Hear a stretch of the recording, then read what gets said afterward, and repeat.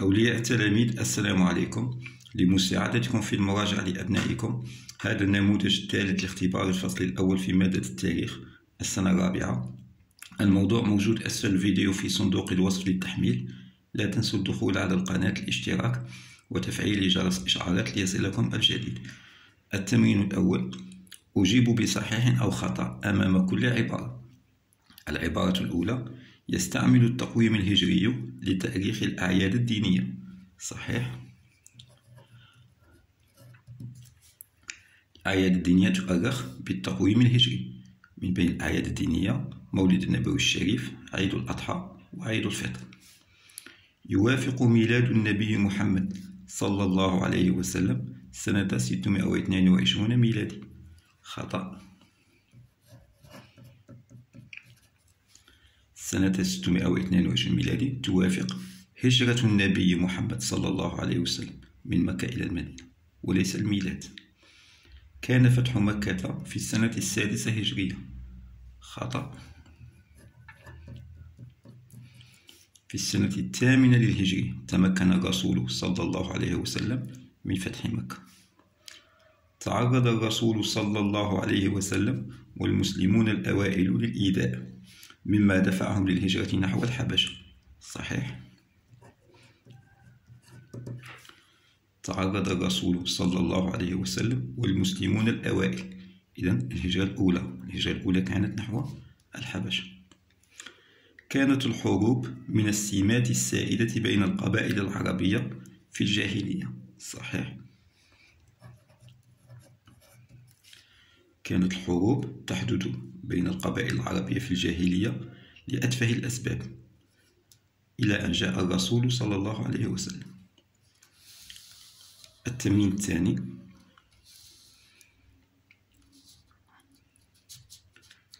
أكمل الجدول. المناسبة، التاريخ والتقويم. لدينا مناسبات، تواريخ والتقويم، تقويم هجري أو تقويم ميلادي. المناسبة الأولى: عاشوراء، تاريخها 10 محرم.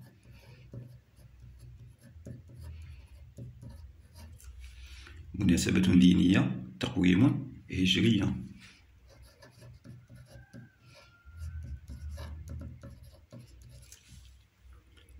التاريخ الثاني: لدينا هنا التاريخ 5 جويلية، مناسبة عيد الاستقلال، مناسبة وطنية، عيد الاستقلال.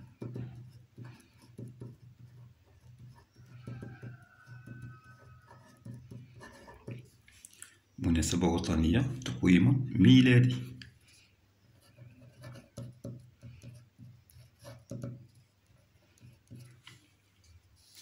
المناسبة الثالثة: 10 ذو الحجة، توافق عيد الأضحى.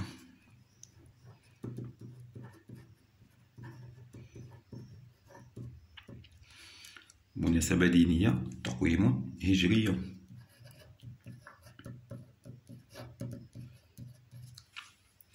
اندلاع الثورة كان يوم 1 نوفمبر.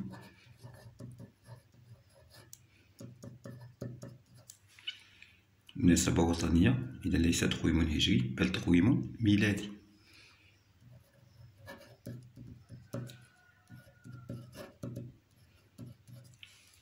هنا ليس لدينا مناسبة، لدينا تقويم هجري، إذا مناسبة دينية. نختار مثال: عيد الفطر.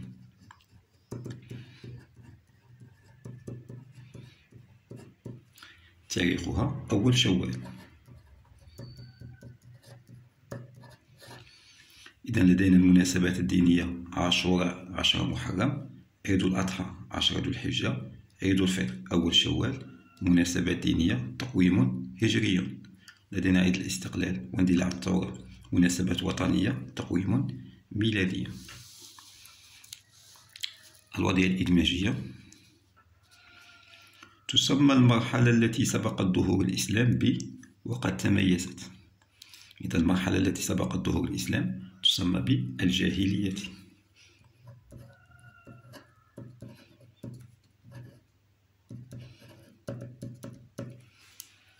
قبل ظهور الإسلام مرحلة كانت تسمى الجاهلية، وقد تميزت. مميزات هذه المرحلة، مرحلة الجاهلية، تميزت بكثرة الحروب، اقتصاديا كان العرب متطورين بفضل التجارة، حيث كانت لهم رحلتان كبيرتان ومشهورتان، رحلة الشتاء ورحلة الصيف. أخلاقيا اتصفوا بالأخلاق الحميدة كالشجاعة، الكرم، القوة، وحفظ الأمان. هذه كلها مميزات ميزت المرحلة قبل الإسلام. إذا نكتب هذه المميزات: تميزت بكثرة الحروب.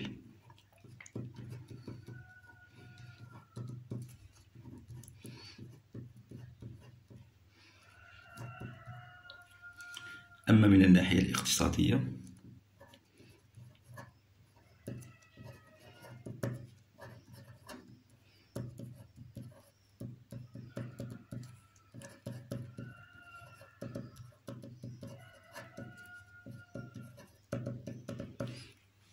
فشهدت هذه المرحلة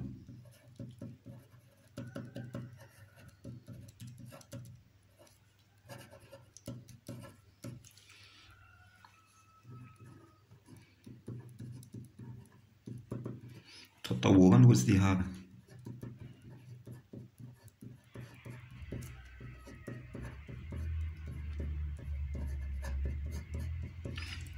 بممارسة التجارة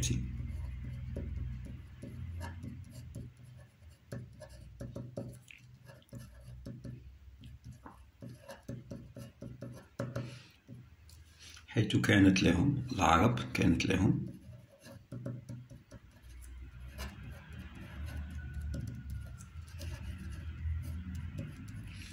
رحلتان مشهورتان،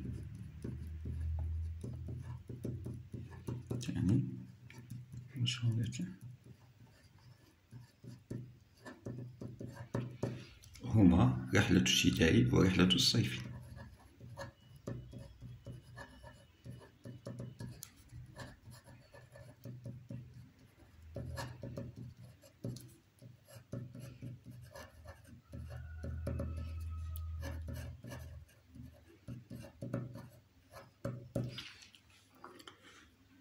ومن الناحية الأخلاقية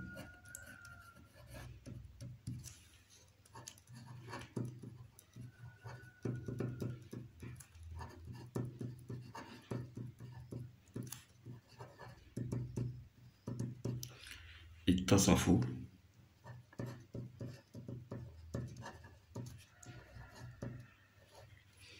بالكرم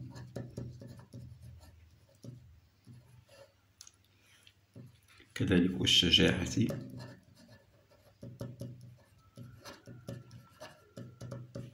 وحفظ الأمانة.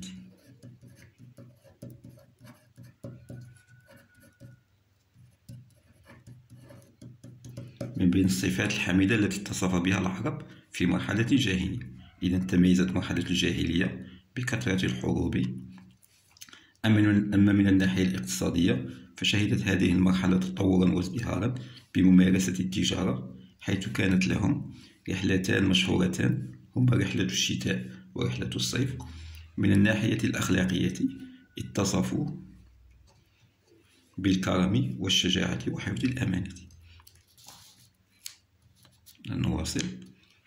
ظهر الإسلام في العصر. إذا العصر الذي ظهر فيه الإسلام هو عصر الوسط.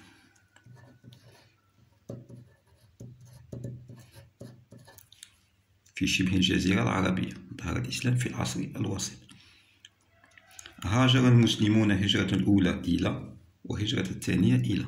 إذا الهجرة الأولى كانت نحو الحبشة،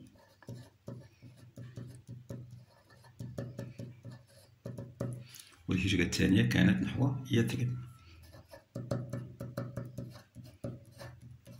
يثرب هو اسم المدينة المنورة قبل ظهور الإسلام، كانت تسمى يثرب. أول مسجد بني في الإسلام هو اسم المسجد قباء.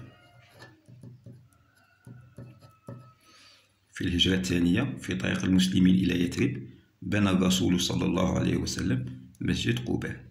إذا نعيد شرح الوضعية الإدماجية. المرحلة التي سبقت ظهور الإسلام تسمى بالجاهلية. تميزت هذه المرحلة بكثرة الحروب.